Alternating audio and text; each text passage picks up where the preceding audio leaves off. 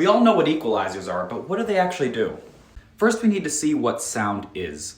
So what we actually hear is this really messy looking wave, and what it is it's actually the sum of many different types of sine waves put together.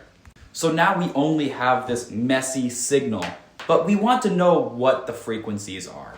Well, a couple hundred years ago, this guy named Joseph Fourier, yes, the father of thermodynamics himself, did this insane math that basically just took the time domain signal, amplitude, time, and converted it into a graph where you're able to get amplitude and frequency.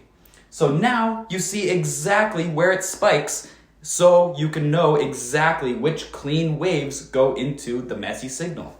Now, what you might see in the engineering world is that an engineer might place a strain gauge on something like, let's say, a motor, and they will analyze the vibrations. They'll take that signal and put it into one of these Fourier transforms so they see exactly which frequencies spike.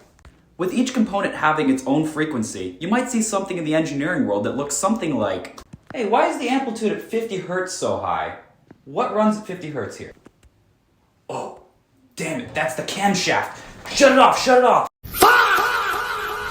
But now if we have something like our guitar signal, we could put that right into an FFT. And now, guess what? We have amplitude and we have frequency. Is it starting to look familiar? Well, here's an equalizer. Look at that. Amplitude modulation. And along which frequency? I can adjust this. Wow. That means that if I like the sound of any of these frequencies, I can make them louder compared to the others. And if I think that some frequencies sound like garbage, then I can get rid of them.